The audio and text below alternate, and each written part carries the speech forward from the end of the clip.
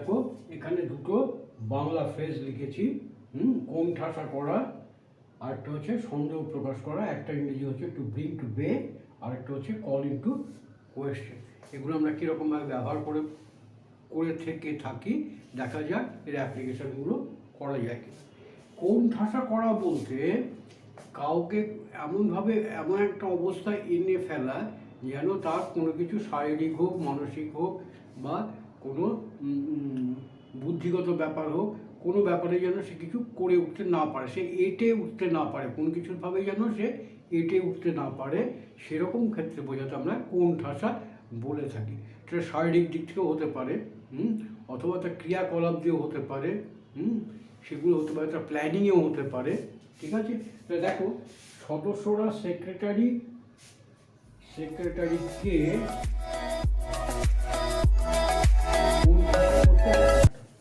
কোনো ক্লাবেরই ধরো, ক্লাবের একটা সেক্রেটারি, সেই সেক্রেটারির ব্যাপারে তোমার সেক্রেটারি যা খুশি তাই করছে, তার মর্জি মাফিক চলছে, এরকম একটা ব্যাপার আছে, তার যে ক্ষমতা আছে সে ক্ষমতার অপপ্রয়োগ করছে। এবার সেই ক্লাবের যে মেম্বাররা রয়েছে তারা বললো যে সেক্রেটারিকে আর কোনো কিছুই এইভাবে করতে দেবো না। সবাই মিলে একসঙ্গে হলো, একটা মানে একসঙ্গে হয়ে যাওয়া, একমত হয়ে যাওয়া। একমত হলো যে সেক্রেটারিকে এমন একটা কিছু করতে হবে যে সেক্রেটারি কোনো ব্যাপারে কিছু না করে উঠতে পারে, কোণঠাসা করা। তাহলে সদস্যরা দ্য মেম্বার্স, এইবার দেখো একটা তার মানে একমত হয়েছে, একজোট হয়েছে, সেখানে আমরা যে ইংরেজিটা ব্যবহার করি অ্যাট ওয়ান। এখানে আমরা ব্যবহার করি সেটা অ্যাট ওয়ান, একসাথে হওয়া। ঠিক আছে, তাহলে সেক্রেটারিটা দ্য মেম্বার্স, সাবজেক্ট হচ্ছে secretary, the members are at one. কেন? সেক্রেটারিকে কোণঠাসা করতে। তাহলে টু ব্রিং, দেখো একটুক্ষণ আগে আমি বলেছিলাম যে ইডিয়মের ক্ষেত্রে অবজেক্টটা ভার্বের পরে আসে। মানে দেখো টু ব্রিং টু বে, এইটা হচ্ছে ভার্ব, ঠিক আছে, আর এটা নাউন। তাহলে ভার্বের পরে সাধারণত অবজেক্টটা চলে আসে। তাহলে the members are at one to bring, BRING, bring the secretary, SECRETARY, to bay. The members are at one to bring the secretary to bay. একটা না কোণঠাসা করে ফেলতে মেম্বাররা তৎপর। তৎপর বলে ভুল হবে, একটা। এবার দেখো তাকে কোণঠাসা করা অত সহজ নয়, সো ইজি।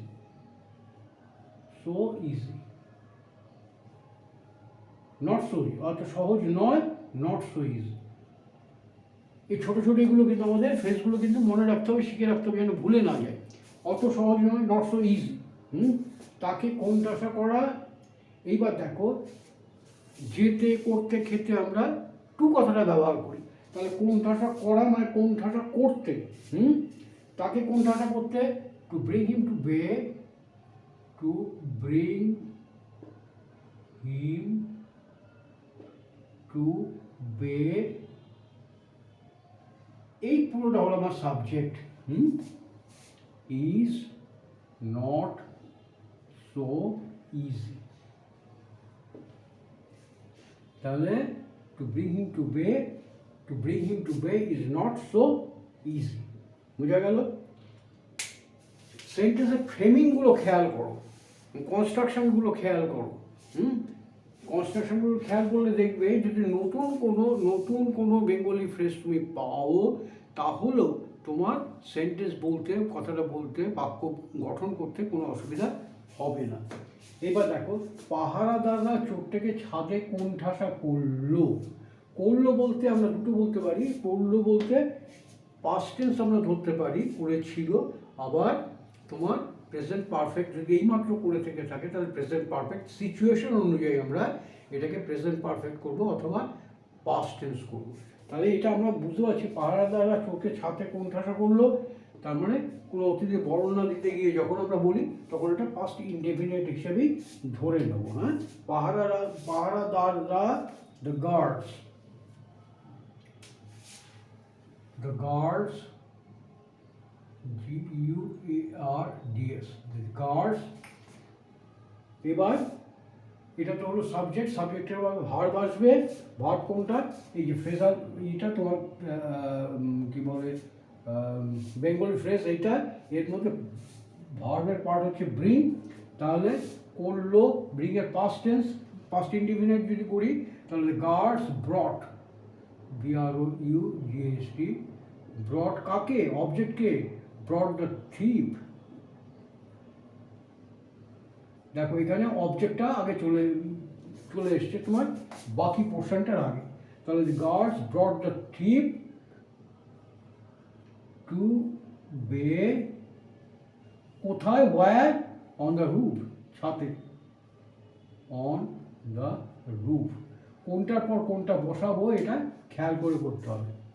দেখো আমাদের কিন্তু সেই হিসাবে এসছে। দেখো সাবজেক্ট, ভার্ব, অবজেক্ট, তারপরে where, where, how, why, where, on the roof. বোঝা গেছে? এবার দেখো আমাদের কমান্ডোরা সন্ত্রাসবাদীদের কোণঠাসা করতে বেশ দক্ষ। দক্ষ ইংরেজি কি? এফিশিয়েন্ট।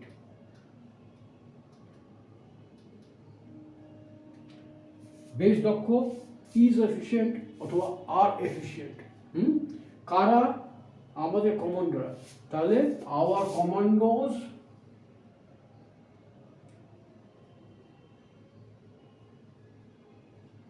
কমান্ডো কারা? যারা এই সন্ত্রাসবাদীদের ধরপাকড় করে, তাদের আমরা কমান্ডো বলি। যারা নিরাপত্তা দেয়, যে বিশেষ বাহিনী, তাদের আমরা কমান্ডো বলি। তাহলে আওয়ার কমান্ডোস আর কি? বেশ দক্ষ। বেশ বলতে আমরা কি বলবো? ভেরি। আর ভেরি এফিশিয়েন্ট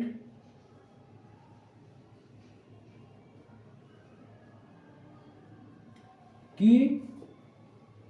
টু করতে, সন্ত্রাসবাদীদের কোণঠাসা করতে। তাহলে টু ব্রিং দ্য টেরোরিস্ট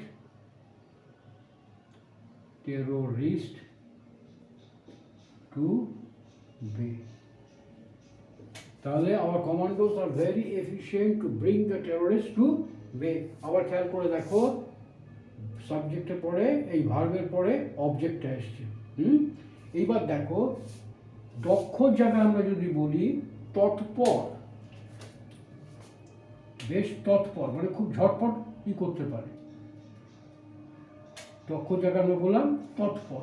তাহলে আমরা কি বলবো? Very prompt. এখানে বলবো আমরা prompt. Prompt to bring the terrorist to bay. বোঝা গেল? এবার আমরা করব সন্দেহ প্রকাশ করা। এইটা নিয়ে দেখা যাক কি করতে পারি। এখানে আমাদের 3টে সেন্টেন্স আছে। তুমি কি করে তার সততায় সন্দেহ করতে পারো? সাসপেক্ট বলে সন্দেহ করা হয়, কিন্তু এখানে আমরা সাসপেক্ট কথাটা ব্যবহার করব না। একটা ছেলে বা মেয়ে, একজন এক ভদ্রলোক যেই হোক না কেন, আমরা সৎ বলেই তাকে জানি, কিন্তু আমাদের মধ্যে কেউ একজন, তার বক্তব্য হচ্ছে তোমরা যে বোঝো লোকটা সৎ, আসলে লোকটা সৎ নয়। তখন আমরা কি বলি, বা কেউ জিজ্ঞাসা করে তুমি কি করে তার সততায় সন্দেহ করতে পারো? আমি কি বলবো? সেক্ষেত্রে আমরা বলবো হাউ ক্যান ইউ কল। দেখো আবার সে একই জিনিস। দেখো অবজেক্ট কল কি কি না হিজ অনেস্টি। অবজেক্ট কোনটা? His honesty. His honesty, honesty. How can you call his honesty into a question.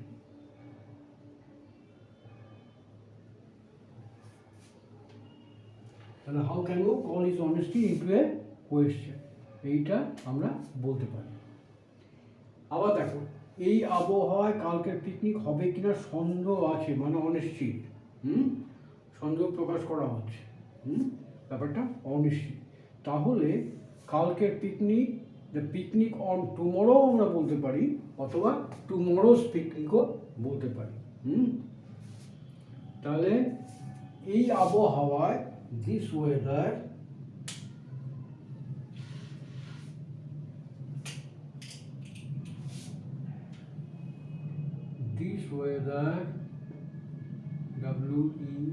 WEATHER calls our tomorrow's MORROWS tomorrow's picnic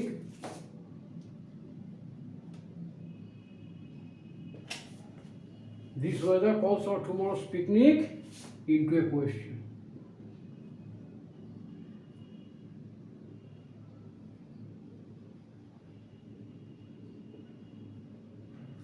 কালকে পিকনিক হবে কি হবে না এই আবহাওয়ায় সেটা অনিশ্চিত হয়ে দাঁড়িয়েছে।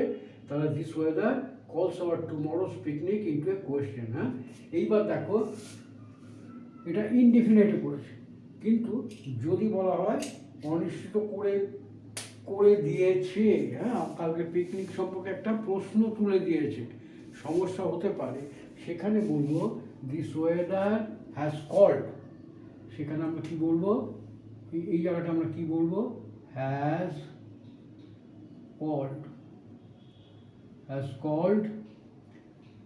Called our tomorrow's picnic into a question. বোঝা গেল? তারপরে দেখা যাক, তার কর্মনিষ্ঠার সন্দেহের অবকাশ আছে। অর্থাৎ কর্মনিষ্ঠা মানে সে কাজে কতটা সিনসিয়ার, সেটা আমরা পুরো মাত্রায় নিশ্চিত নই। আমাদের মনে হচ্ছে সে যথেষ্ট কর্মনিষ্ঠ নয়, সেরকম ক্ষেত্রে আমরা ইংরেজিটা কি করব,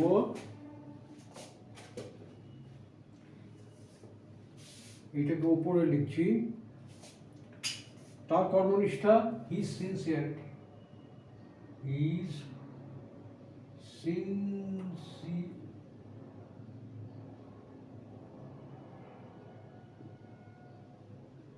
his sincerity to work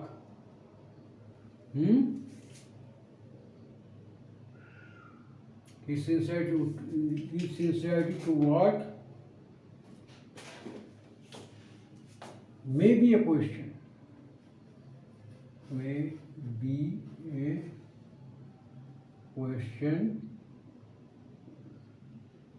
এইবার দেখো কি করব আমরা, তার কর্মনিষ্ঠার মধ্যে কোয়েশ্চেন কোথায়, his sincerity to work may be a question, to be থাকলে এটা কি হবে, ভার্বের থার্ড ফর্ম হবে, বি কল্ড ইনটু। আমাদের এটা কি ছিল, call into a question, call into question, সেই জন্য ইনটুটা এখানে এলো। ঠিক আছে, তাহলে the sincerity to work, his sincerity to work may be a question to be called into. সে কতটা কর্মনিষ্ঠ সে সম্পর্কে আমাদের সন্দেহ আছে। হ্যাঁ, তাহলে মোটামুটি এই কথা একটু বোঝার চেষ্টা করে নাও। এর পরের আমার আর কটা ইম্পর্টেন্ট বেঙ্গলি ফ্রেজ আমাদের কাছে বলবো বা বোঝাবার চেষ্টা করবো। ওকে, থ্যাংক ইউ।